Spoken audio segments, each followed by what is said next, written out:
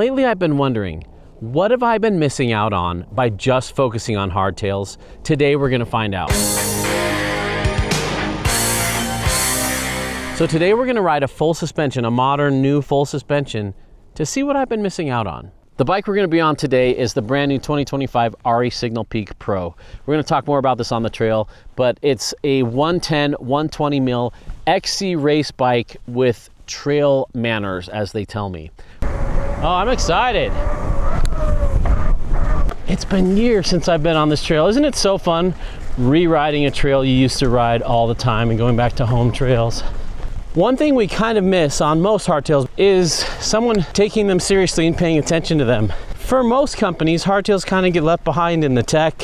And when I hop on a full suspension, I feel like I'm getting more attention to detail, more cutting edge features. I feel like competition in the full suspension world is stiffer than in hardtail world. So they have to pack more features and more value into them. I'm on a size small. I could have gone to a medium, but I felt like the shorter wheelbase on the small slalomed a little better. And I like pushing short travel bikes to their limit rather than over biking and never using half of its features. Hardtail's head angle changes as they sag through the geo. Full suspension doesn't. So this thing's cool. It's got a 66.5 degree head angle. At bottom out, this still has a 66.5 degree head angle. But a 120 mil hardtail at 66.5 unsagged, it's gonna have a 72.5 degree head angle at full bottom out, way steeper. I've got a whole course that describes all this in way more detail and makes it a lot easier to understand. So with that in mind, this bike handles more like a regular trail hardtail, like a 65 degree head angled hardtail. And one thing I've been missing riding only hardtails is being able to stay seated and pedal through chunk. I do get some bob on this, so I'm gonna switch it to trail. That kind of firms up the damping. Interesting, it firms up the fork too. There's noticeably less bob on that when I do that. Question is, would I rather be on this or a hardtail right now? If I were tired or doing lots of laps or long distance, I'd want the full suspension just because I'd let it tackle suspension duties. But if I was just going for a 1 hour lunch lap, I think I'd be fine on a hardtail for the climbs. A little bit lighter weight, a little bit more zippy, but we're splitting hairs. They're very similar. Getting a little vibration through the cranks from the chain line with transmission. That's a nerdy topic for another day, how transmission has made chain lines wider and wider and wider. Let's lock it out all the way. I don't like having the fork locked out on the trail, even though I'm fine right here.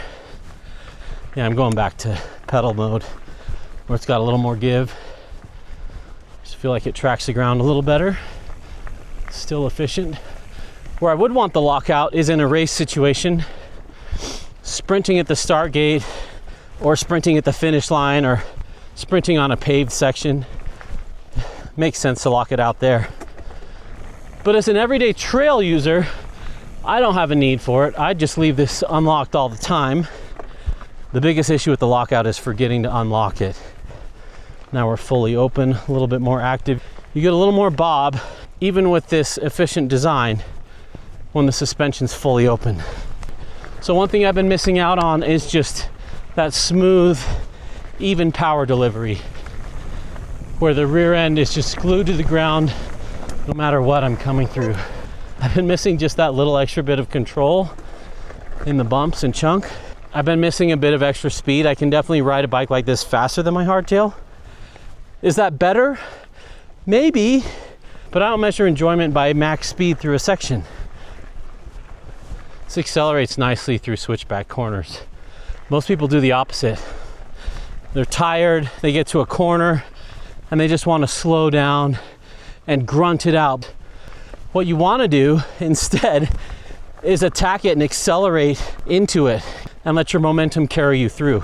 That's super taxing on a big, high travel, inefficient bike. But on a lightweight, zippy bike like this, it's wonderful. Here we go, I'm gonna attack it and speed up.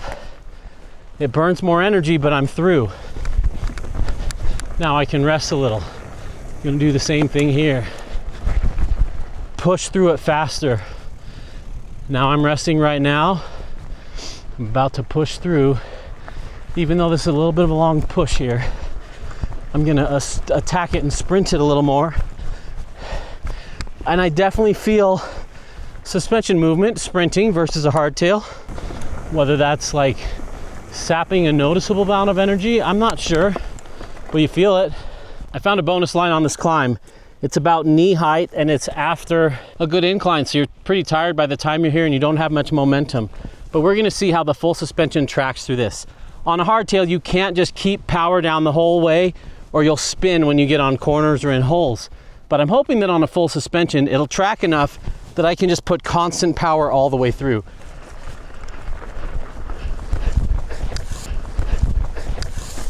Yeah, I was able to keep power going where I couldn't on a hardtail. In this transition here from the first rock to the second, I definitely felt the suspension track. And I've been missing that on my hardtails. I don't get tracking. I get slamming and skipping across. Now that's part of the fun and challenge of a hardtail, but I've definitely been missing that extra grip, extra traction, extra smoothness, kind of like a cheat code for getting through here. But let's be honest, most of us don't ride full suspensions for the ups. Ooh, this handles so nicely. Wow, I'm excited for the downs. This is gonna be good. This thing has code brakes on it. Yeah. Man, this thing charges. This is so fun. Whoop. Hitting little jumps. Oh man, this is good. This thing handles so well. Handles like my little Mazda Miata. Wow. And it's so silent. Not a noise to be heard.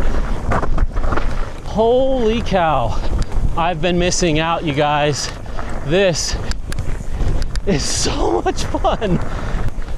The handling is so good. It doesn't sag and wallow like most full suspensions. What have I been missing? I like the neutral handling. I like how the geo doesn't change. There's no fork dive because fork and rear end compress together. Wow, I like this small wheelbase. At these speeds, it's a little bit more snappy, a little better at slaloms. I'm glad I sized down right now. If I were going 10 miles an hour faster, I'd rather be on the medium. Woo! Oh, the party is there. This thing absolutely parties. Wow. I'm burping tires on this thing. The handling is just so good. And there are some hardtails that handle like this, but I'm able to push a faster pace. This thing is so poppy and responsive. This is the bike most people should be on, but they don't know it. Oh man, it's over. The trail I just rode is super fun on a hardtail, but by being able to bump the speed up another 5 miles an hour on this, I could link features together in a way that I can't quite do on my hardtail. It would have been more of a muscling, forcing affair. The hardtail will pump better through some of those corners and some of the rollers and stuff, but what this does is it links it all together like a roller coaster where one feature leads you into the next and the next and the next. And I've been missing out on that. It still retains a lot of that nuance where you're reading the trail and flowing with it and working with it and working the trail instead of just turning off your brain and plowing through everything.